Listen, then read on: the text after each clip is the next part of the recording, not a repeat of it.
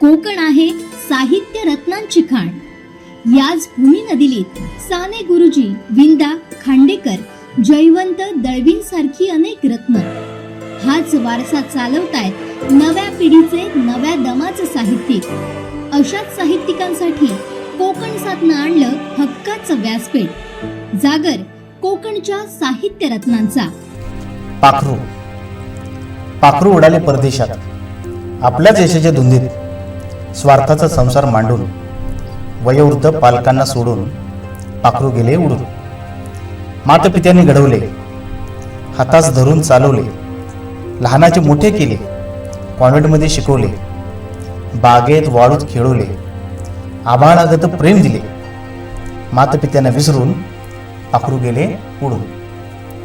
पगाराच्या आमिषात, प्रगतीच्या नादात, ऐहिक सुखाच्या शोधात, मग्न आपल्याच विश्वात, आपतेष्टांपासून दुरावत, आई बापांना दुखावत, उपकारांना विसरून पाखरू गेले उडून. पाखरू असते सुखात, पालकांचा जीव पाखरात, घोर लागला काळजास, बाका आला कमरेस, वाट पाहून आले बिंदू डोळ्यात. दुर्धर आजाराच्या दुःखात, एकाकीपणा उतारवयात, मरण यातनात सोडून पाखरू गेले उडून.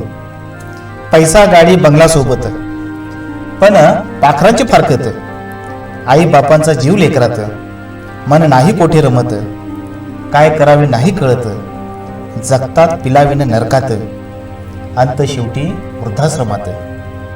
राखीची अंत्यविधी ही विसरून पाखरू गेले उडून, पाखरू गेले उडून.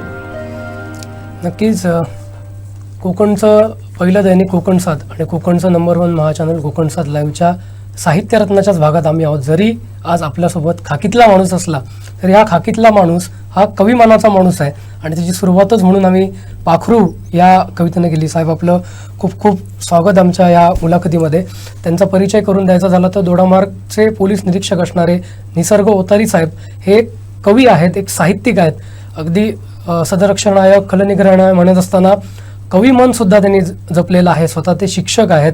वाचन, लेखन किंवा साहित्यात त्यांना अधिक रुची आहे आणि सगळ्यात जास्त म्हणजे इतिहासाची त्यांना आवड आहे आणि ती कशी आहे ही आता मुलाखतीच्या संदर्भात तुम्हाला लक्षातच येईल. तर सर, एक छान अशी कविता तुम्ही सादर केलीच.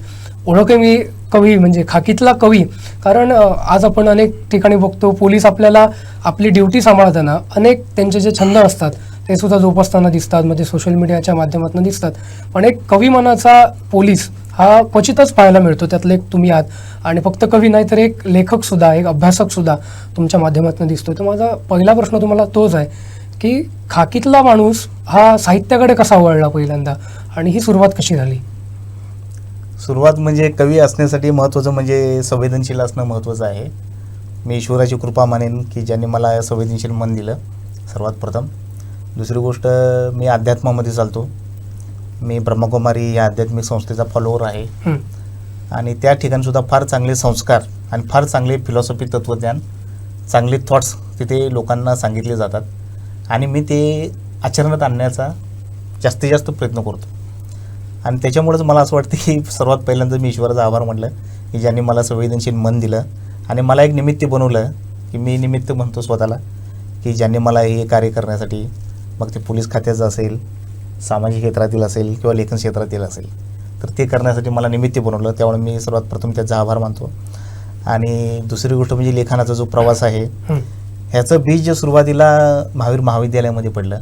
तर महावीर महाविद्यालय असताना आमच्या वर्गामध्ये 3rd इयर असताना आमच्या मॅडमांनी त्यावेळेला एक कवितेची कार्यशाळा घेतलेली होती आणि त्या कार्यशाळेमध्ये सर्व विद्यार्थ्यांना कंपल्सरी कविता लिहिण्यास सांगितलेली होती. सर्व विद्यार्थ्यांनी त्यावेळेला आपापल्या परीने त्यांच्या कन्सेप्टनुसार कविता लिहिल्या.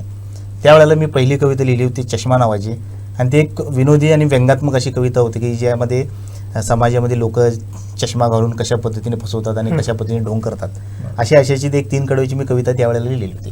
त्याच्यानंतर मग मी एक चेहरा, पुन्हा माझा मित्र अशा काही कविता लिहिलेल्या होत्या. परंतु त्यावेळेला अनुभवाचं विश्व कमी होतं आणि करिअरची चिंता होती, त्याच्यामुळे जास्त अभ्यासावर लक्ष दिलं गेलं आणि मी ते लिखाणाचं कार्य थोडंसं बाजूला ठेवून अभ्यास करणे याच्यामध्ये जास्त माझा वेळ आणि बाकीच्या गोष्टी सर्व त्याच्यामध्ये मी जास्त बिझी राहिलो. त्यामुळं लिखाणाचं कार्य त्यावेळेला खंडित पडलं होतं. परंतु माझा महावीर महाविद्यालयाचा एक संकल्प होता की मला छत्रपती शिवाजी महाराजांच्यावर असं काव्य लिहायचं आहे की जे अतिशय प्रभावी झालं पाहिजे आणि ते एकदम जबरदस्त काव्य, एकदम प्रेरणादायी असं काव्य झालं पाहिजे, असं एक माझ्या मनामध्ये कन्सेप्ट होता आणि फार माझी तीव्र इच्छा होती. 2022 उजेडलं हा संकल्पाच्या पूर्तीसाठी. 2022 नोव्हेंबर 2022ला ज्यावेळेला मी क्राईम ब्रांच मुंबई युनिट 3ला कर्तव्य बजावत होतो, त्यावेळेला मी वेळ काढून लिहायला बसलो की आपण लिहू म्हणे. लिहायला बसलो, पहिले 2-3 दिवस तर मला काही लिंक लागेना. नंतर ज्यावेळेला माझी लिंक लागायला लागली त्यावेळेला इतकं सुचायला लागलं की थांबता थांबेना.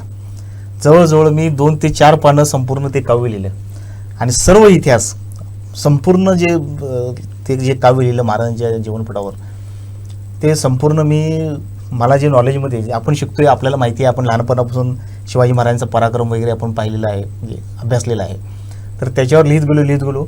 कुठेही मी पुस्तक काही रेफरन्स वापरलं नाही, काही नाही, आणि अतिशय चांगल्या पद्धतीने ते काव्य तयार केलं. त्याला मग मी शिवबा एल्गार असं नाव दिलं. आणि ते झाल्यानंतर ज्यावेळेला मी ज्या लोकांना ऐकवलं, ते माझ्या जवळपासच्या मित्रांना ऐकवलं, तर त्यांनी मला सांगितले की अरे हे तू ते लिहिलं आहे ना, इतकं जबरदस्त लिहिलेलं आहे की हे नॅशनल लेवलचं काव्य आहे म्हणे, अतिशय जबरदस्त लिहिलेलं आहे आणि हे तू लिहायचं थांबू नकोस, तुझ्यामध्ये चांगला स्पार्क आहे तर तू लिही. मग त्यावेळेला एक माझे मित्र होते, त्यांनी मला सांगितले की ह्याचं तू पोवाड्यात रूपांतर कर. माझे एक पांडुरंग गांजवे म्हणून मित्र आहेत, ते शाळेमध्ये शिक्षक आहेत, कोथुलीमध्ये पन्हाळा संजीवनी हायस्कूलमध्ये मराठीचे शिक्षक आहेत. त्यांनी मला सांगितले निसर्ग तू लिहायचं थांबू नकोस आणि ह्याचं तू पोवाड्यामध्ये रूपांतर कर, हे फार चांगलं काव्य झालेलं आहे आणि याचं पोवाड्यामध्ये रूपांतर कर. त्यावेळेला मग मी मुंबईतले एक आमचे मित्र आहेत, ओळखी जे होते, त्यांची एक ओळख घालून दिली मला. त्यांनी मला प्रवीण ढोणे सरांची ओळख करून दिली. प्रवीण ढोणे एक मराठी फिल्ममध्ये गायक आहेत आणि संगीतकार आहेत. मग त्यांनी तो शिवबाज एल्गार पोवाडा जो आहे तो त्यांनी संगीतबद्ध केला आणि त्याचे आम्ही जवळजवळ म्हणजे 5 पार्टमध्ये संपूर्ण शिवाजी महाराजांचा इतिहास 5 पार्टमध्ये आम्ही तो यूट्यूब चॅनलला आम्ही त्याचे व्हिडिओ बनवले आणि ते संपूर्ण पोवाडा 5 पार्टमध्ये आम्ही रिलीज केला. Shiv music and poem, Shiv poem and music नावाचं माझं चॅनल आहे. त्या चॅनलवर आम्ही ते सर्व व्हिडिओ आम्ही अपलोड केले आणि शिवाजी महाराजांचं जे संपूर्ण पोवाडा आहे त्यांचा पराक्रम जो आहे तो आम्ही त्यामध्ये पोवाड्याच्या स्वरूपात लोकांच्यासाठी प्रदर्शित केला. त्याच्यानंतर मग लिखाणाची प्रक्रिया सुरू झाली. मी तिथे येणार होतो, कारण आपण पोवाडा लिहून खऱ्या अर्थाने त्याला एक वेगळी दिशा दिली आणि तो सोशल मीडियाच्या माध्यमातून सगळ्यांकडे पोहोचवला. पण जी आपली कॉलेज जीवनात काव्य निर्मितीची सुरुवात झाली, म्हणजे खाकीतील वर्दीची कशी एंट्री झाली या सगळ्या याच्यामध्ये, हा आपला प्रवास आपण सांगितला. पण त्याच्यानंतर जो थांबलेला प्रवास होता तो पोवाड्याने सुरू केला. तो प्रवास अगदी आपला सप्तरंग या काव्य संग्रहापर्यंत येऊन पोहोचला. जवळपास 20-25 कविता या काव्य संग्रहामध्ये आहे आणि हा सगळा प्रवास आणि तो काव्य संग्रह निर्मिती काय सांगा. कसं झालं, शिवाजी महाराज हे खरं तर प्रेरणास्थान आहेत. आणि माझ्या विचारांच्यावर म्हणजे मी एक कला शाखेचा विद्यार्थी आहे आणि स्पर्धा परीक्षेचा विद्यार्थी आहे आणि मला शिवाजी महाराज आहेत, आणखी समाजसुधारक आमचे जे काही समाजसुधारक आहेत, मग शाहू महाराज आहेत, बाबासाहेब आंबेडकर आहेत, ह्यांच्या विचारांचा आणि मी त्यांचे विचार माझ्या जीवनामध्ये आणण्याचा प्रयत्न करतो आणि त्यांच्या विचारांचा माझ्यावर फार प्रभाव आहे. त्याच्यामुळं ते जे लिखाणाची सामाजिक भावना जी आहे आणि सामाजिक प्रश्न जे मी काही लिखाण केलेलं आहे, या कवितेच्या सप्तरंग पुस्तकामध्ये मी 50 वेगवेगळ्या विषयांच्यावर कविता लिहिलेल्या आहेत. त्यातल्या मेजॉरिटी कविता ह्या सामाजिक विषयावर आहेत. तर त्यांच्याच विचारांच्या प्रभावामुळे आणि त्यांच्या त्या दृष्टिकोनामुळे हे काव्यसंग्रह मी लिहू शकलो असं मी म्हणेन. आणि शिवाजी महाराज तर सर्व महाराष्ट्राचेच नव्हे जगाचे प्रेरणास्थान आहेत. त्याच्यामुळे त्यांची ती एक प्रेरणा आहे की तिथूनही सुरुवात झाली. आणि आमचे बाकीचे मी माझ्या पुस्तकाच्या प्रस्तावनेमध्ये सुद्धा म्हणलेलं आहे की शिवाजी महाराज आणि जे काही आमचे समाजसुधारक आहेत, मग महात्मा ज्योतिबा फुले असतील, बाबासाहेब आंबेडकर असतील, कर्मवीर भाऊराव पाटील असतील, जेवढे काही आहेत जे आम्ही अभ्यासतोय, ज्यांच्या विचारांचा महाराष्ट्रालाच नव्हे संपूर्ण जगाला त्यांचा तो वारसा आहे खरं तर त्यामुळे तो एक दृष्टिकोन लाभलेला आहे की आणि असं वाटते की जे अशा समस्या आहेत, आज मी पोलीस खात्यात काम करतो, पोलीस खात्यात काम करत असताना तो माझा अनुभव जो आहे तो अधिक समृद्ध झाला खऱ्या अर्थानं. कारण हा दृष्टिकोन पोलीस खात्यामध्ये काम करत असल्यामुळेच मिळाला अनुभव जो आहे, नाही तर दुसऱ्या कुठल्या खात्यामध्ये मिळाला असता असं मला नाही वाटत. सगळ्या क्षेत्रातील सगळ्या घटकांपर्यंत तुमचा संबंध असतो. आम्ही पोलीस खात्यामध्ये काम करत असताना आमचा अनेक लोकांशी, तळागाळाच्या लोकांपासून ते अगदी VIP लोकांपर्यंत आमचा जनसंपर्क येतो. पण अशा वेळेला मला जे काही समस्या दिसल्या, मग ते वेश्यांच्या जीवनावर जे असतील त्याच्यावर मी कविता लिहिली आहे. आम्ही आमची कातविकली नावाची कविता लिहिलेली आहे. त्याच पद्धतीने मुलींची छेडछाड आणि मुलींचं जे गर्भपतन होते त्या विषयावर मी एक कळी नावाची कविता लिहिलेली आहे. त्या कवितेमध्ये मी संपूर्ण महिलांच्या ज्या काही समस्या आहेत त्या समस्या मांडण्याचा प्रयत्न केलेला आहे. त्याबद्दल लोकांच्यामध्ये प्रश्नचिन्ह उपस्थित व्हावे, लोकांना जाणीव व्हावी. त्याच पद्धतीने अर्धनारी नर म्हणून एक कविता लिहिलेली आहे की ज्याच्यामध्ये जे तृतीयपंथीय लोक आहेत त्यांच्या समस्या मांडण्याचा, की त्यांचं काय काय त्यांची मानसिकता काय आहे, त्यांना कशा पद्धतीने समस्यांना आणि अपमानाला कशा पद्धतीने ते शापित जीवन जगतात, समाजापासून त्यांना नेहमी नकारात्मक ऊर्जा दिली जाते, नकारात्मक विचार केला जातो, ते सर्व मी मांडण्याचा माझ्या कवितेच्या माध्यमातून प्रयत्न केलेला आहे. लोकांच्यामध्ये एक प्रश्नचिन्ह निर्माण करायचा प्रयत्न केलेला आहे की हा एक प्रश्न आहे आणि ह्याच्याकडं आपण संवेदनशीलपणे राहून या लोकांच्यासाठी आपण काहीतरी न्यायबुद्धीनं वागायला पाहिजे. समाजात त्यांना पण एक जगण्याचं, त्यांना पण एक समाजामध्ये मानानं जगण्याचं त्यांचा हक्क आहे. आज न्यायालयानं सुद्धा त्याबद्दल फार काही डिसिजन दिलेले आहेत, परंतु न्यायालयाने डिसिजन देणे सुद्धा महत्त्वाचं आहे, परंतु लोकांनी आपल्या दृष्टिकोनामध्ये बदल करणं महत्त्वाचं आहे. कारण सगळ्याच गोष्टी काही कायद्यातून जागृती होत नाही. लोकांनी स्वतः थोडंसं जागृत होणं गरजेचं आहे आणि त्या दृष्टिकोनातून आपल्या विचारामध्ये बदल करणं, दृष्टिकोनामध्ये बदल करणं गरजेचं आहे. तो एक प्रयत्न आहे की जो माझ्या लिखाणातून करतो. नाही, त्याच सप्तरंगमध्ये म्हणजे अनेक रंग उलगडलेत तुम्ही, पण ज्या क्षेत्रात तुम्ही कार्यरत आहात त्या पोलिसी क्षेत्राबद्दल, त्या पोलिसाबद्दल एक कविता तुम्ही लिहिलेली आहे. काय नेमकी संवेदना तुमच्या मनावर झाली आणि पोलीस तुम्ही कवितेतनं उभा केला? पोलिसांच्या जीवनामध्ये खरं तर वास्तविक पोलिसाचं जीवन हे त्यांचं स्वतःचं जीवन नाही आहे. आता आम्ही जीवन जगतोय ना, आम्ही ॲक्च्युली स्वतःसाठी जगतच नाही. खरं सांगायचं म्हणजे आमचा संपूर्ण वेळ हा समाजासाठी, लोकांच्यासाठी जातो. मग ते मी दुःख मांडलेलं आहे खरं तर माझ्या त्या कवितेमध्ये ना. ते माझं आत्मकथनच आहे की बाबा पोलिसांच्याकडे लोकांचा बघायचा काय दृष्टिकोन आहे आणि पोलिसांच्या समस्या काय आहेत, पोलिसांना कितीपर्यंत. आज बघा तुम्ही, कित्येक लोक कर्तव्य करत असताना ज्यांना मरण येते, मृत्यू येतो, परंतु त्यांना शहीद म्हणलं जात नाही. त्याची काही दखल घेतली जात नाही. आणि पोलिसांची कुठली संघटना नाही आहे किंवा पोलीस हे शिस्तप्रिय खातं आहे आणि की इमर्जन्सी सेवा आहे, त्यामुळे पोलिसांना कधी आवाज उठवता येत नाही आणि उठवू पण नाही. मी पण ह्याच मतात आहे की पोलीस हे इमर्जन्सी खातं आहे, पोलिसांनी कधी आवाज उठवू नये. परंतु त्यांची ज्या काही व्यथा आहेत त्या व्यथांची जाणीव तरी लोकांना व्हायला पाहिजे. बरोबर. त्यांचे जे काही समस्या आहेत ते लोकांना माहिती व्हायला पाहिजे की काय त्यांच्या समस्या आहेत. आज बघा, आज आम्ही बघतो महसूल म्हणजे इतर जे काही महसुलाचं असं नाही, असं कोणत्याही शासकीय खात्यामध्ये इलेक्शनच्या वेळेमध्ये जरा त्यांना ड्युटी जास्त लागल्या तर लगेच ते ओरडायला चालू करतात. एक दिवस त्यांना ड्युटी लागली लगेच ते काहीतरी करतात, आंदोलन करतात, काय करतात. परंतु आमच्यासाठी असं काही प्रक्रिया नाही आहे आणि आम्ही मागत पण नाही आहे. परंतु आमचं एवढंच म्हणणं आहे की पोलिसांबद्दल लोकांचा दृष्टिकोन सहानुभूतीपूर्वक असावा. त्यांची जी मानसिकता आहे, आज बघा तुम्ही, कित्येक पोलीस हे रिटायर्ड होतात आणि लगेच मरतात, जास्त पेन्शन खात नाहीत, शासनाला काही जास्त बोजा होत नाही त्याचा. गमतीचा भाग नाही की हे वास्तव आहे की पोलीस खात्यातले बरेच लोक ना जास्त दिवस जगत नाहीत. ताणतणाव, त्यांना सगळे रोग लागलेले असतात, बीपी वगैरे लागलेले असते आणि 2-4 वर्षामध्ये त्यांची विकेट जाते असं दिसते. म्हणजे आम्ही बघतोय असं. किंवा ऑन ड्युटी सुद्धा बरेच जण तणावामध्ये, प्रेशरमध्ये बरेच अटॅक घेऊन मरतात, काय अशा पद्धतीने ज्यांना मृत्यू येतो. मग ते आता दुर्दैव आहे. माझं एवढंच म्हणणं आहे की थोडंसं लोकांनी याबद्दल जागृत राहावं. पोलिसांच्याकडे बघायचा दृष्टिकोन कसा आहे, काही लोक निगेटिव्ह काम करतात म्हणून आपण सर्वांना नाव ठेवू शकतो. कसं आहे, जी काळं दिसतंय लोकांना, जो पांढऱ्या कागदावरचा जो काळा स्पॉट दिसतोय त्याच्यावरच कॉन्सन्ट्रेट करणं आणि तेच म्हणजे संपूर्ण पेपर आहे असं नाही. काळा स्पॉट हा एक पार्ट आहे आणि त्या पार्टला तेवढंच महत्त्व द्यावं. होते काय की त्या काळालाच ना संपूर्ण काळा पेपर समजलं जाते असं नाही आहे. पोलीस खात्यामध्ये सुद्धा फार चांगलं प्रामाणिकपणे काम करणारे लोक आहेत की ज्यांना प्रसिद्धी दिली जात नाही किंवा लोकांच्या प्रती पोचत नाही. आणि जे काही निगेटिव्ह कार्य करणारे काही लोक असतील त्यांना मात्र लोकांच्यामध्ये जास्त बदनामी होते किंवा ती चर्चा केली जाते. असा एक थोडासा विषय आहे. मग ते मी थोडंसं पोलीसच्या माध्यमातून पोलिसांच्या पोलीस सुद्धा माणूस आहेत या दृष्टीने बघणं खरं गरजेचं आहे.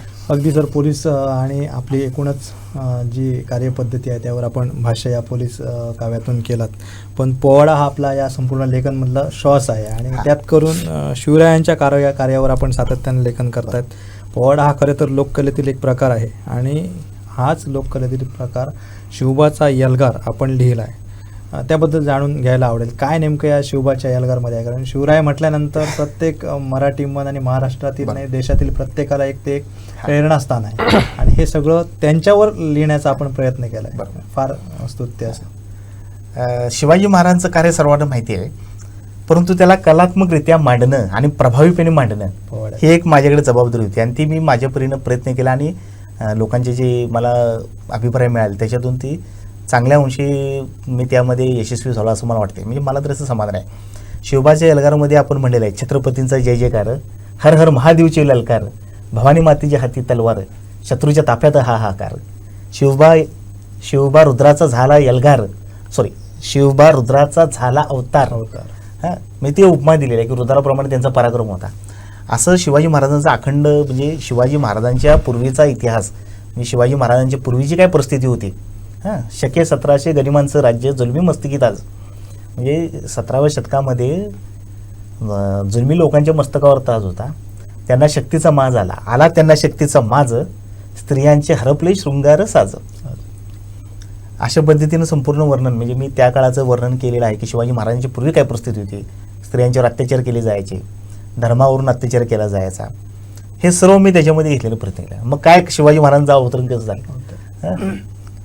शिवनेरीवर अवतरला गनिमांचा काळ, शिवनेरीवर अवतरला गनिमांचा काळ, जिजाऊ पोटी जन्मला शिवबाळ, मावळशी जोडली त्यांनी नाळ.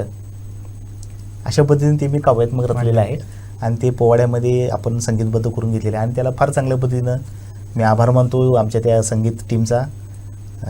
प्रवीण डोनेंची मी आठवण काढेन. या निमित्तानं प्रवीण डोनेने फार चांगली त्याला चाल दिली. त्यांनी फार चांगल्या आवाजामध्ये प्रवीण डोने, कबीर नाईक नवरे, ओंकार ऐवळे यांनी त्याला संगीत तालबद्ध करून दिलं. अशी जी आमची टीम आहे त्यांचं सर्वांचं मी या मंचवर आभार मानेन. आपण एक रचलेलं काव्य आणि पोवाडा आज खऱ्या अर्थाने तो सोशल मीडियावर आपल्या युट्यूब चॅनलवर आपण टाकला, तो वाचकांना मिळेल तिथे. नक्कीच मी त्याचवर येतोय म्हणजे सोशल मीडियाचा विषय आला म्हणून आम्ही आजच्या काळात अनेक पोलीस बघतो, रील्स बनवणारे पोलीस बघतो, कोणाला नृत्याची आवड असते ते पोलीस बघतो आणि मधला काळ किंवा ह्या आधीचा पोलीस खाता सुद्धा असं म्हणजे साहित्यापासून वेगळं नव्हतं. साहित्यिक हा पोलिसांमध्ये सुद्धा होता, एक गुन्हेगारी विश्व मांडणारा पोलीस होता, आत्मचरित्र मांडणारा पोलीस होता, समाजाला वेगळं काहीतरी देणारा एक पोलीस होता किंवा विश्वास नांगरे पाटलांसारखा एक माणूस जो संपूर्ण युवा पिढीला एक विचार देणारा आपल्याला दिसतो.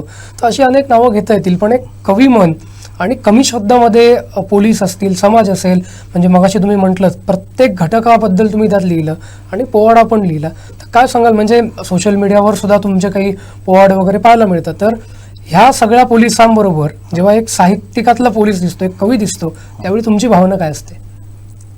माझी भावना म्हणजे मला असं वाटते की मी एकटाच नाही, असे बरेच पोलीस खात्यामध्ये हुशार लोक आहेत. मी एक पार्ट आहे त्याचा. पोलीस खात्यामध्ये चांगले गायक आहेत, चांगले नृत्य करणारे लोक आहेत, आम्ही बघतो, चांगले लिहिणारे आहेत. हां, एक आमचे कांबळे सर म्हणून आहेत अमरावतीचे, ते सुद्धा चांगले कवी आहेत, फार जुने कवी आहेत. त्यांचे 2-4 काव्यसंग्रह आहेत आणि त्यांचेसुद्धा बरीच गाणे आहेत, अमरावतीमध्ये असतात, अमरावती ग्रामीणमध्ये आहेत. पंकज कांबळे सर, हां, मला ज्युनियर आहेत, ते माझे मित्रच आहेत, ते सुद्धा फार चांगले लिहितात. असे बरेच लोक आहेत की जे चांगलं कार्य करत आहेत, आपापल्या परीने चांगले करत आहेत. मी सुद्धा माझा एक खारीचा वाटा देत आहे. आणि माझा BA सब्जेक्ट हिस्ट्री होता, माझा आवडता विषय इतिहास, आणि मी इतिहास भरपूर वाचलेला आहे. माझ्या कॉलेज जीवनामध्ये मी प्रचंड वाचन केलेलं आहे इतिहासाचं.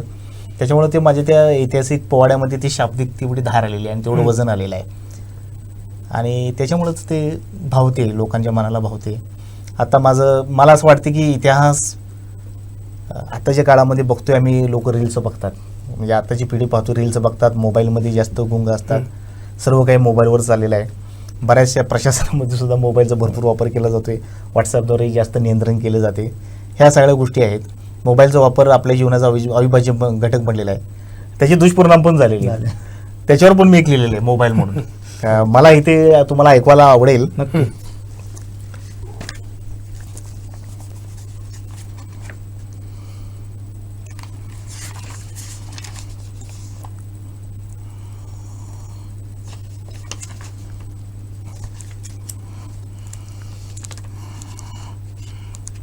ही एक व्यंगात्मक आणि थोडीशी विनोदी कविता आहे. मोबाईल. हल्ली नुसता मोबाईलचा सुळसुळाट चाललाय. हल्ली नुसता मोबाईलचा सुळसुळाट चाललाय. अनेक कंपन्यांनी नुसता ॲपचा धुमाकूळ घातलाय. मनोरंजनाचे साहित्य नसले तरी चालेल, उत्पन्नाचे काही साधन नसले तरी चालेल, पोटास खायला अन्न नसले तरी चालेल, पण बापाच्या पैशावर आयफोन विकत घ्यायला चाललाय. हल्ली नुसता मोबाईलचा सुळसुळाट चाललाय. सोबतीला मैत्रीण नसली तरी चालेल, सोबतीला मित्र नसला तरी चालेल, सोबतीला कोणीच नसलं तरी चालेल, पण ऑनलाईनच साथी हवा पबजी गेम खेळायला. हल्ली नुसता मोबाईलचा सुळसुळाट चाललाय. आई म्हणते पोर माझा अभ्यास तरी करेल. हल्ली नाही का यूट्यूबवर सगळं अभ्यास चालू झाले होते कोरोना काळामध्ये. आई म्हणते पोर माझा अभ्यास तरी करेल, गुगलवर सर्च मारून उत्तरे तरी शोधेल, यूट्यूब चॅनेलला काहीतरी नवीन शिकेल. पण लाडला लहानपणीच नको ते फिल्म पाहायला लागलाय. हल्ली नुसता मोबाईलचा सुळसुळाट चाललाय. डेटिंग चॅटिंगचे कित्येक ॲप येऊ लागलेत, फ्रॉड लोनचे अनेक ॲप फसवू लागलेत, फेसबुकवर कित्येकांना ब्लॅकमेल करू लागलेत, पण अजूनही अनेक फसवणाऱ्यांच्या जाळ्यात फसू लागलाय. हल्ली नुसता मोबाईलचा सुळसुळाट चाललाय. मुलगा रील्स बघून पोट धरून हसतोय, बाळ जेवताना पण मोबाईल हाती धरतोय, लेकरू दूध पितानाही मोबाईलवर रमतोय, मोबाईल काढून घेतला म्हणून तांडव करू लागलाय. हल्ली नुसता मोबाईलचा सुळसुळाट चाललाय. मोबाईलने घरोघरी समस्या निर्माण झाल्यात, टॉवरने कॅन्सरच्या समस्या उद्भवल्यात, मनोविकार जवान पिढीला जखडू लागलेत, तरुण समाजाबाबतची जबाबदारी झटकू लागलेत. हल्ली नुसता मोबाईलचा सुळसुळाट चाललाय. हल्ली नुसता मोबाईलचा सुळसुळाट चाललाय. हे अगदी वास्तव आणि आता सध्या जे समाजात आपण चित्र होतं ते संपूर्ण चित्र या काव्यामध्ये आपण रेखाटलंय. सर, ज्या काव्यसंग्रहातून हा आपण कविता वाचला तो आपला पहिला काव्यसंग्रह, हा माझा पहिलाच आणि आत्ता आपण दुसऱ्या काव्यसंग्रहाच्या अगदी प्रकाशनाच्या वाटेवर आहात. अनेक काव्य या काव्यसंग्रहाच्या निर्मितीनंतरही आपण काव्य रचलेले आहेत. काय नेमकं या काव्यसंग्रहात वाचायला मिळेल आपल्या दर्शकांना, आणि आपण ते रेखाटलेलं शब्दबद्ध केलेलं आहे? आता दुसऱ्या काव्यसंग्रहाची तयारी मी हे चालू व्हायच्या आधीच सुरुवात केली होती. त्याच्यामध्ये सुद्धा मी अनेक वेगवेगळ्या विषयांना हात घातलेला आहे. सामाजिक विषयावरच आहे. त्याच्यामध्ये मी महिलांच्या जीवनावर एक ती नावाची कविता लिहिली आहे, की स्त्रियांचं जीवन जे आहे तिच्याकडे बघायला दृष्टिकोन आणि ते कशा पद्धतीने तिचं जे काही योगदान आहे. आणि समाजामध्ये कसं आहे की स्त्री म्हटले की फक्त काय चूल आणि मूल एवढंच पाहिलं जाते किंवा तिच्या त्या कार्याला कमी लेखलं जाते. तर तिच्या कार्याला कमी न लेखता तिचं कार्य कसं महत्त्वाचं आहे ते मी त्या कवितेतून मांडण्याचा प्रयत्न केलेला आहे. आणि अनेक विषयावर लिहिलेलं आहे. त्याच्यामध्ये आता माझं सध्या पोवाड्यांच्यावर जे ऐतिहासिक लेखनावर माझं जरा जास्त कॉन्सन्ट्रेट आहे थोडंसं. मी आता नुकताच एक 7वीर पोवाडा लिहिलेला आहे, की ज्याच्यामध्ये म्हणजे स्वराज्याचे हिरे म्हणून एक मी पोवाड्यांची सिरीज चालू करतो आहे, की ज्याच्यामध्ये आपले शिवाजी महाराजांचे जे जुने जे काही साथीदार होते, जे सरदार होते, ज्यांचं स्वराज्याच्या स्थापनेमध्ये फार मोठं मोल आहे, आणि बऱ्याच जणांच्याकडं अजून ज्यांच्याबद्दल जास्त लिहिलेलं नाही आहे किंवा ज्यांच्याबद्दल लोकांना माहिती नाही आहे.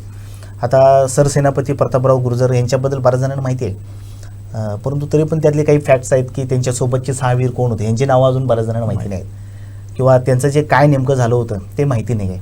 एक गाणं कुसुमाग्रजांनी जे लिहिलेलं होतं, वेडात दौडले 7 वीर 7, ते जे जुनं गाणं आहे त्या गाण्यानंतर त्या प्रसंगावर कुणी काही लेखन करण्याचा कुणी प्रयत्न केला नाही किंवा कोणी लिहिलं नाही. मग मला असं वाटलं की त्याच्यावर पुन्हा एकदा एक नवीन रचना करावी, आणि मी तो पोवाड्याच्या स्वरूपामध्ये 7 वीरांचा पोवाडा म्हणून ते एक लिहिलेलं आहे, आणि त्याचं संगीतबद्ध पण झालेलं आहे. अजित चव्हाण माझे मित्रच आहेत आणि कुडाळचेच आहेत ते. त्यांनी त्याला चाल दिली, संगीतकार म्हणून त्यांनी काम केलं, आणि संपूर्ण काम त्यांनी संगीत वगैरे लावायचं काम केलेलं आहे. आणि आम्ही गायक आमचे एक शाहीर गारगुडीचे आहेत, रणजित कांबळे सर म्हणून आहेत, शाहीर आहेत ते. त्यांच्या आवाजामध्ये आम्ही आमचा संकल्प आहे की त्यांना मी आमंत्रित केलेलं आहे गाण्यासाठी. त्यांनी पण होकार दिलेला आहे. त्या लवकरच पूर्ण होईल ते गाणं. ते आल्यानंतर नक्कीच दर्शकांना ते पाहायला मिळेल, त्याचा आस्वाद घेता येईल, आवडेल लोकांना अशी अपेक्षा आहे मला. आणि स्वराज्याचे हिरे हा जो कन्सेप्ट आहे याच्यामध्ये अनेक असे आहेत आपले सरदार किंवा अनेक असे महान आत्मे आहेत की ज्यांचं बलिदान, ज्यांचा त्याग लोकांना माहिती नाही आहे, लोकांच्यापर्यंत पोचलं नाही. तर ते पोचवण्याचा एक छोटासा माझा प्रयत्न झाला आहे. आता स्वराज्याच्या हिरेमध्ये पहिला आपण घेतो आहे तो म्हणजे भैरजी नाईक आणखी 6 वीर. त्याच्यानंतर आपण घेतो आहे स्वराज्याच्या हिरेमध्ये पहिला आपण घेतो आहे प्रतापराव गुर्जर आणि 6 वीर. आणि आता आपण दुसरा घेतो आहे बहिर्जी नाईक. बहिर्जी नाईकांचं कार्य तर फार मोठं आहे. म्हणजे मला व्यक्तिशः माझं असं म्हणणं आहे की शिवाजी महाराजांच्या पाठोपाठ जर कोणी स्वराज्यासाठी मोठं कार्य केलं असेल तर ते बहिर्जी नाईक. हे एक जेवढा माझा अभ्यास आहे त्याच्यातून मला असं जाणवते, कारण त्यांचं कार्य इतकं मोठं आहे आणि इतकं त्यांचं ते काय म्हणतात त्याला, त्यावेळेची CID. हा त्यावेळेची CID जगात ते मोसाद बिसाद ज्या मोठ्या मोठ्या संघटना आहेत त्या संघटनांनी शिवाजी महाराजांच्या या हेर खात्यापासून बोध घेतलेले आहे. त्यांचा अभ्यास करून त्यांनी तिथे यंत्रणा राबवली आहे. इतकं मोठं. आणि मी स्वतः पण जे वाचन केलं त्या काळामध्ये, ज्या काळामध्ये कुठले कम्युनिकेशन साधन नव्हते, जंगलामध्ये त्यांनी असे गुप्त स्थळं निर्माण केली होती, गुहा तयार केल्या होत्या आणि त्या गुहांमध्ये अशा सांकेतिक भाषेमध्ये त्यांनी सर्व लिहिलेलं होतं. आणि ते सर्व अंधारामध्ये जाऊन हात लावून चाचपडून दरवाजे वगैरे केलेले होते. आणि दर 5-5, 10-10 किलोमीटरवर त्यांनी अशा गुहा तयार केलेल्या होत्या. आणि स्वतः बहिर्जी नायकांनी, आपण आता बघा ना, एक दिवस आम्ही ड्युटीवरून लेट गेलो तर बायको, बरोबर, म्हणजे थोडंसं ते असतं. बायको इन द सेन्स घरातील पोरं बिरं चिडचिड करायला लागतात आणि आपण थोडंसं इमोशनल होतो. सुट्टी मिळाली नाही, पाहिजे तेव्हा सुट्टी दिली नाही. तर ह्या लोकांनी अक्षरशः 8-8 वर्ष तोंड बघितली नाहीत फॅमिलीचे त्यावेळेला. म्हणजे बहिर्जी नायकांनी ज्या वेळेला, म्हणजे फॅमिलीत 2 वर्ष पहिला आले, ते 2 वर्ष गायब झाले ते. आणि त्यांनी संपूर्ण शिवाजी महाराजांनी त्यांच्यावर जबाबदारी दिली की तुला हे हेर खातं तयार करायचं आहे. आणि त्यांनी 2 वर्ष गायब झाले आणि संपूर्ण त्यांनी मुस्लिम धर्म स्वीकारला. मुस्लिम धर्म, मुस्लिम रीतिरिवाज, सगळ्या भाषा शिकल्या त्यांनी, मुस्लिमांच्या भाषा शिकल्या आणि ते जाऊन तिथे राहिले, त्या वेशामध्ये राहिले. त्याच्यानंतर एकदा ते गेले की 8-8 वर्ष यायचीच नाहीत घरी. इतकं त्यांचं कार्य. आणि इतके जबरदस्त त्यांनी हेर तयार केले की बहिर्जी नाईक हे 18-18 दिवस झोपायचे नाहीत, इतके त्यांचं मेंटल टफनेस होता. आणि तसे त्यांनी ते योद्धे तयार केले की एक योद्धा 100 लोकांना मारेल, असे खतरनाक योद्धे होते त्यांच्याकडे. एक हेर 100 लोकांना भारी पडेल असे योद्धे तयार केले होते त्याने. नुसते योद्धे नाही तर बौद्धिक दृष्ट्या तेवढे ते चतुर होते. त्यांना प्रॉपर 2-2 वर्ष त्यांना ट्रेनिंग दिले. त्याने 2 वर्षी ट्रेनिंग, त्याच्यामध्ये त्यांचा मेंटल टफनेस, फिजिकल टफनेस सर्व काही घडवून घ्यायचे ते. इतकं जबरदस्त त्यांचं चरित्र आहे.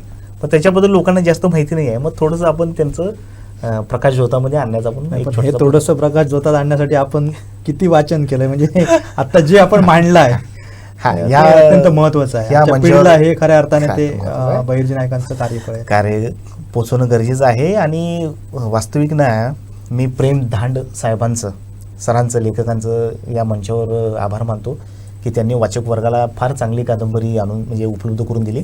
त्यांनी 3 खंड लिहिलेले आहेत बहिर्जी नायकांच्यावर. ओके. आणि सध्या मी तेच रेफर केलेले आहेत या पोवाड्यासाठी. मी त्यांचा आभार मानतो की त्यांनी फार मोठं कार्य केलेलं आहे. बहिर्जी नायकांचं जीवनपट त्यांनी लोकांच्या समोर आणलं. आणि लेखन करण्यासाठी किती मोठी अभ्यास आहे, केवढा मोठा रिसर्च आहे ते मी आता लिखाण करत असताना माझ्या लक्षात येते. तर त्यांनी फार मोठं कार्य केलेलं आहे.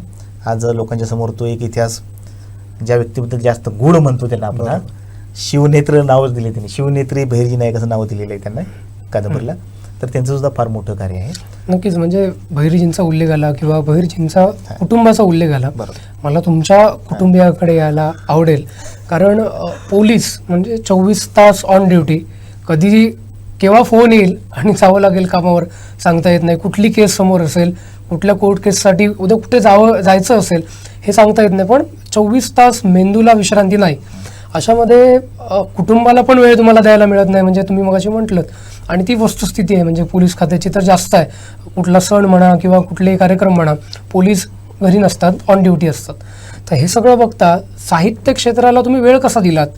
कारण कविता लिहिणं, लेखन करणं ह्याच्यासाठी वेळ लागतो, वाचन करावं लागतं किंवा माहिती गोळा करण्यात बराचसा वेळ जातो.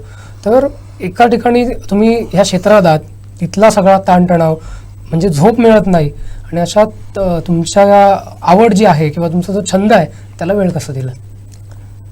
वास्तविक वेळ काढावा लागतो आपल्याला अशा गोष्टींसाठी. हे मला असं वाटतं की माझी एक सामाजिक जबाबदारी आहे, जी मी मानतो की ही आपल्यामध्ये, म्हणजे आपण एक जबाबदारी लोकांच्यापर्यंत हे प्रश्न उपस्थित केले पाहिजे, हे आपलं कर्तव्य आहे. लोकांच्यामध्ये अशा सामाजिक विषयांच्याबद्दल सामाजिक संवेदनशीलता निर्माण व्हायला पाहिजे. जे आम्ही पाहतोय, जे आम्ही फील करतोय ते लोकांच्यापर्यंत पोचायला पाहिजे आणि लोकांनी त्याबद्दल जागृत व्हायला पाहिजे. हे एक माझा लिहिण्याचा प्रेरणा आहे.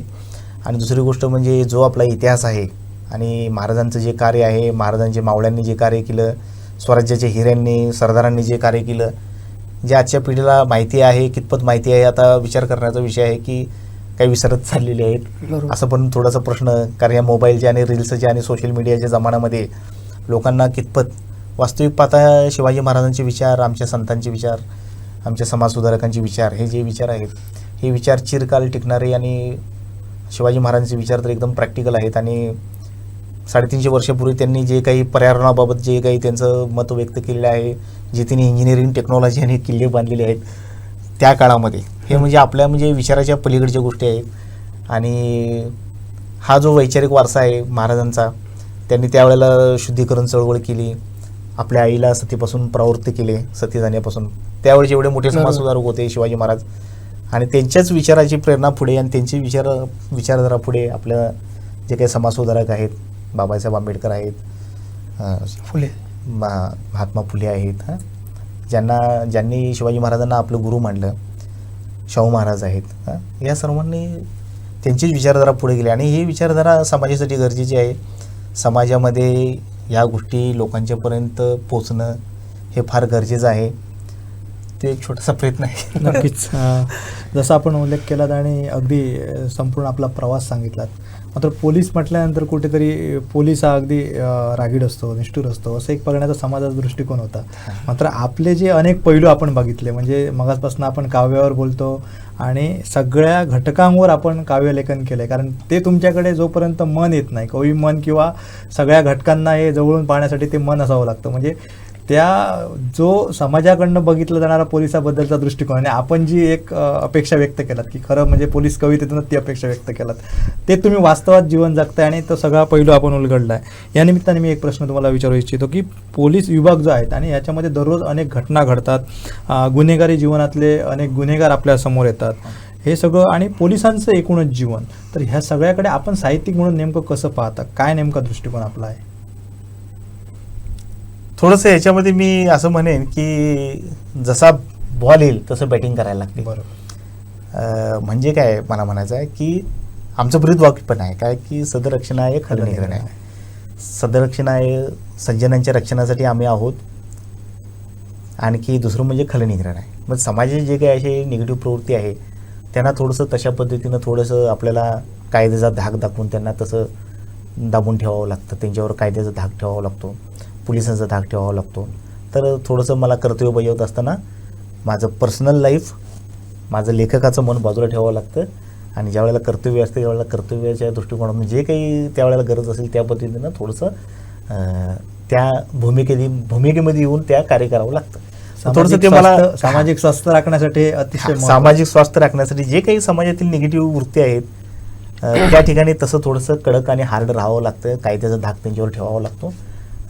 ती एक भूमिका बजावावी लागते. परंतु तसं व्यक्तिमत्वामध्ये आपल्याला दोन बाजू ठेवावं लागतात. एक आपलं पर्सनल लाईफ, कवी मन हा एक विषय बाजूला, आणि हे कर्तव्याच्या वेळेला ते थोडंसं कर्तव्यनिष्ठता ठेवावी लागते.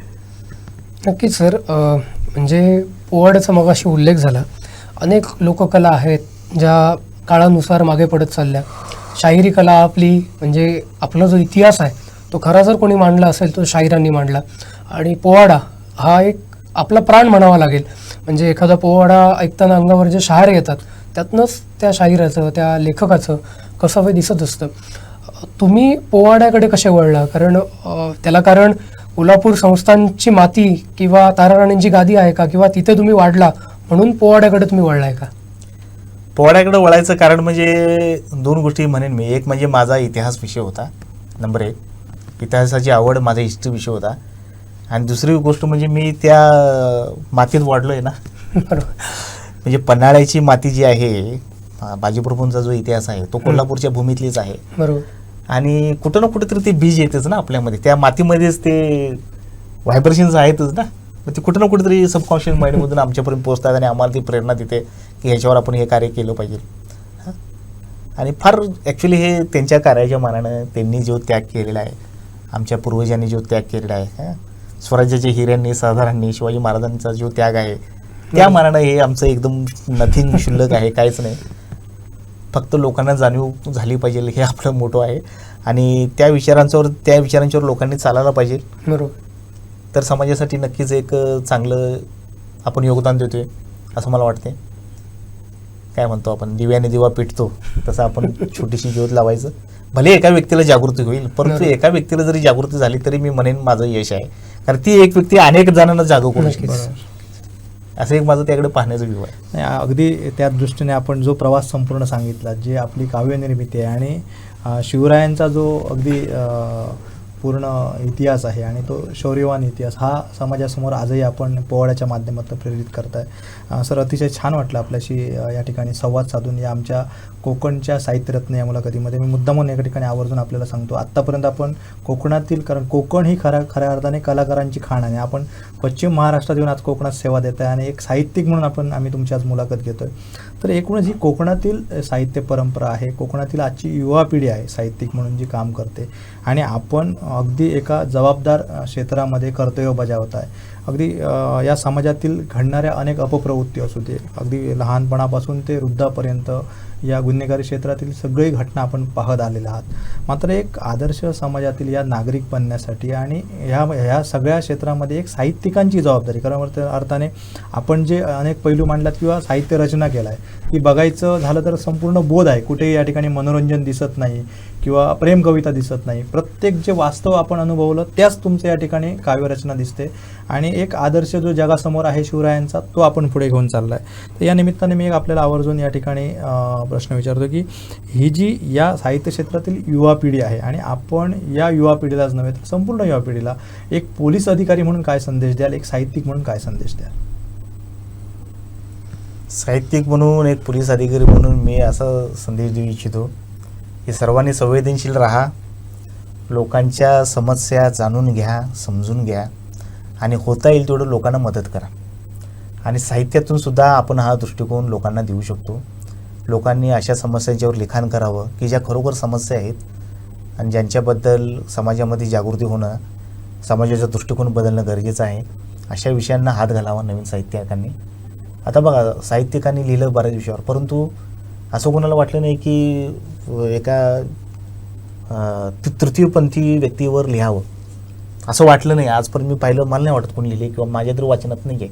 परंतु मी एक तो छोटासा प्रयत्न केला. मी असं म्हणत नाही की मी फार चांगली रचना केली किंवा काय, परंतु तो जो माझा भाव आहे, तो एक माझा जो प्रयत्न आहे, असा प्रयत्न सर्वांनी ज्या काही समस्या आहेत आणि जिथं लोकांना गरज आहे अटेन्शनची किंवा काय म्हणतो आपण त्याला, त्यांच्याकडे लक्ष वेधलं जावं. अटेन्शनची शेवटी शब्द ही एक मोठी धार आहे आणि शब्द हे फार मोठी शस्त्र आहे आणि त्या शस्त्राचा कशा पद्धतीने अवलंबून करावा हा महत्वाचा. हा एक माझी रचना पण आहे शब्दावर. शब्दात असते सामर्थ्य, शब्दावर लिहिलेले आहे मी. शब्द असतात कट्यारासारखे, अदृश्य असे हत्यारासारखे, चलचल हलणाऱ्या पाऱ्यासारखे, बेभान वाहणाऱ्या वाऱ्यासारखे, असे एक शब्द माझी रचना पण आहे. तर निश्चितच लोकांनी जबाबदारीनं या गोष्टीकडे पाहावं आणि आपल्या लिखाणातून काहीतरी समाजाला आपण दिलं जावं. काहीतरी वैचारिक वारसा जो आहे, जो आपल्या पूर्वजांनी आपल्याला दिलेला आहे, हा वैचारिक वारसा आपण पुढे नेण्याचा प्रयत्न करावा, असंच मी सर्वांना आवाहन करतो. नक्कीच एक प्रश्न आवर्जून विचारावा असं वाटतो, म्हणजे हातात शिक्षकांची म्हणजे गुरुजींची काठी असताना, म्हणजे तुम्ही BA MAD केलं आहे, हे सगळं असताना पोलिसांची काठी हाती घ्यावीशी का वाटली? BA BEd झालेलं आहे, थोडंसं मी करेक्शन करतो. BA BEd झालेलं आहे, MAD नाही झालं, BEd झालेलं आहे.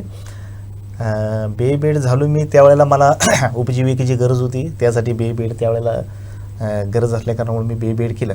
परंतु मी BA BEd केलं फार चांगलं केलं, कारण BA BEdमध्ये मला जे शिकायला मिळालं, जे दृष्टिकोन मिळाला किंवा जे माझ्या व्यक्तिमत्वामध्ये विकास झाला BA BEdच्या त्या वातावरणामध्ये, आणि मी नक्कीच माझ्या महाविद्यालयाला फार मोठं मी याबद्दल श्रेय देतो की ज्यांनी मला घडवलं. की आमच्या कॉलेजमध्ये असं कल्चर होतं की तिथे चांगले कवी तयार झाले, चांगले साहित्यिक तयार झालेले आहेत, चांगले वक्ते तयार झालेले आहेत. आमच्या महाविद्यालयामध्ये एक देशभूषण भाषण स्पर्धा असायची राज्यस्तरीय, आणि फार चांगले चांगले पोरं, म्हणजे तरुण युवक सगळे मोठे मोठे जबरदस्त भाषणं करायचे. आम्ही त्यावेळेला ऐकायचो. तिथल्या मातीत आम्ही घडलो. मग मी माझ्या महाविद्यालयाला फार याबद्दल मी श्रेय देतो की त्यांनी आम्हाला घडवलं. आत्ताच्या काळामध्ये कितपत घडवलं जाते हा मला जरा प्रश्न पडतोय, परंतु त्या कल्चरमध्ये आम्ही वाढलो आणि त्याचा निश्चित आम्हाला फायदा झाला आमच्या करिअरमध्ये, आमच्या व्यक्तिमत्व विकासामध्ये आणि संपूर्ण आयुष्यामध्ये. नक्कीच साहेब, एक खूप सविस्तर आणि चांगली अशी चर्चा आपण आमच्याशी केली, त्याच्याबद्दल आपले खूप खूप आभार. आणि आपल्या म्हणजे एकीकडे समाजासाठी तुम्ही 24 तास काम करताय, त्यांच्यासाठी योगदान देत आहे.